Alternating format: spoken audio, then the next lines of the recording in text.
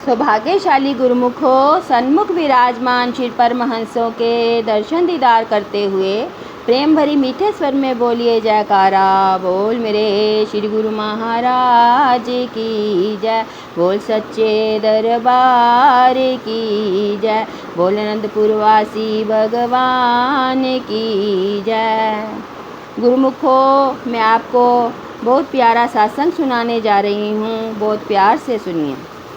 महापुरुषों की पावन संगति में आने पर जीव को अपने मानव जन्म की दुर्बलता का ज्ञान हो जाता है और वे अपार कृपा करके इस दुर्बल जन्म को सार्थक करने का साधन भी मनुष्य को प्रदान कर देते हैं।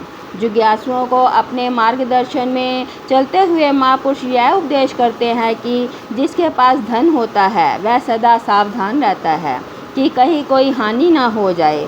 उसी तरह मानव जन्म को प्राप्त करके इसमें श्वासों की अनमोल पूंजी को प्राप्त करके इस पूंजी का सदुपयोग करने के लिए सावधान रहना अति आवश्यक है, क्योंकि जितना दुर्लभ है यह शरीर उतना ही क्षण भंगुर भी है।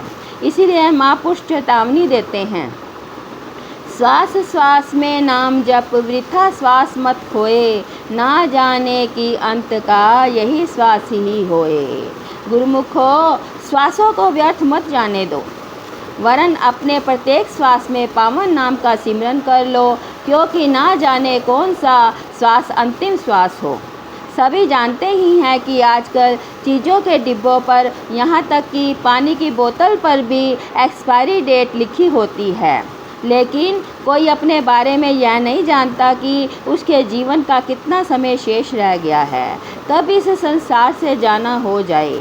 कोई कहे कि अभी तो मुझे बहुत ही कार्य करने हैं, तो संत जन समझाते हैं, जब तलक है दुनिया फुर्सत ना होगी काम से, कुछ समय ऐसा निकालो प्रीति कर लो राम से। गुरुमुखो, जब तक मनुष्य संसार के कार्यों में स्वयं को संलग्न रखता है वह कभी भी अवकाश प्राप्त नहीं कर सकता। अतः आत्म कल्याण के लिए आवश्यक है कि मनुष्य इसी समय में परमात्मा के पावन नाम से प्रीति करे। भाव यह है कि श्वास श्वास में उसका भजन सिमरन करे। गुरुमुखो, जो व्यक्ति स्वयं के रहते हुए अपना कार्य कर लेता है वही बुद्धिमान कहलाता है। संत जन उपदेश करते हैं कि जिन्ना मरघर बीज रलाइयाँ से सिन विच वैसाखी, जिन्ना सुतियाँ समय गवाया, सिर पाइयाँ उड़ियाँ खाखी। गुरुमुखो, जैसे किसान अगर मघर महीन में खेत में बीज डाले तो वैशाख के महीने में फसल प्राप्त कर सकता है, परंतु यदि वह वतर अर्थात खेत में बीज डालने के समय आलस्य करता रहे, बीज ही नहीं डाला, तो उसकी फसल क्या प्राप्त करनी है। जो गया सो वक्त हाथों से गया, अब जो बाकी है ना यूँ इसको गवा।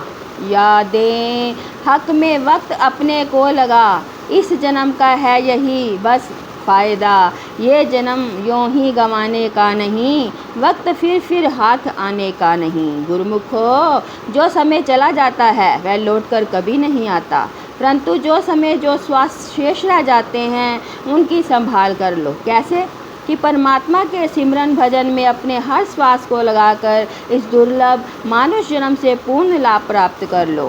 मानव जन्म के रूप में परमात्मा मिलन का जो शुभ अवसर जीव को अब मिला हुआ है यह बार बार नहीं मिलता। साधारण मनुष्यों को तो यह बोध ही नहीं होता कि उनके जीवन का आधार उसके श्वास हैं, जो निरर्थक कार्यों में निरंतर व्यर्थ हो रहे हैं।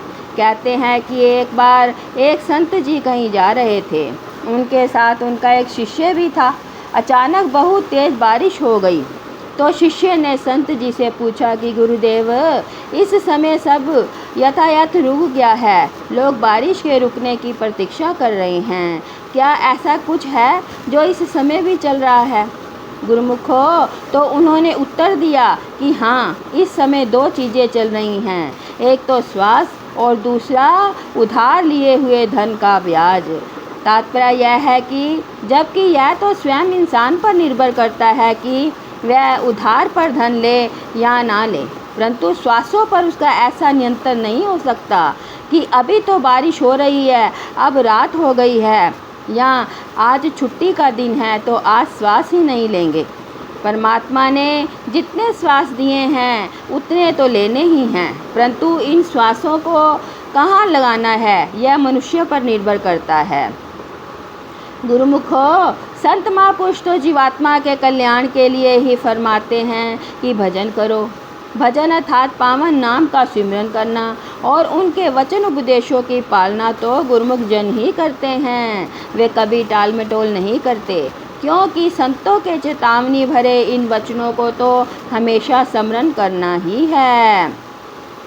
कल फुर्सत ना मिली तो क्या करोगे, इतनी मोहलत ना मिली तो क्या करोगे। रोज कहते हो कि कल से सुमिरन करेंगे, जो कल आँख ही ना खुली तो क्या करोगे। ये अनुभवी संत के सत्य वचन हैं, और वे तो यहाँ तक कहते हैं कि यह सच है कि भक्ति के नियमों की पालना करने में मन विघ्न डालता है, परंतु मन के हट करके भी भक्ति के नियमों की पालना करनी चाहिए। गुरुमुखो, कहने का भाव यह है कि गुरुमुखो के श्वास सफल हो या दुर्लभ समय सफल हो, मानुष जन्म सार्थक हो, इसीलिए महापुरुषों ने अपार कृपा करके आशीर्वाद स्वरूप यह पावन वचन फरमाए हैं। श्री आरती पूजा सत्संग सेवा सिमरन और ध्यान, श्रद्धा सहित सेवन करे, निश्चय हो कल्याण। गुरुमुखों, सभी गुरुमुखों का यही कर्तव्य है कि अपने श्वासों की संभाल करें, नाम भक्ति की कमाई में लगाकर इन्हें सफल करें, जिससे महापुरुषों की प्रसन्नता प्राप्त हो और यह दुर्लभ मानुष जन्म सार्थक हो जाए। बोलो जयकारा बोल मेरे श्री गुरु महाराज की जय, बोल सच्चे दरबार की जय, बोल अनंतपुर वासी भगवान की जय।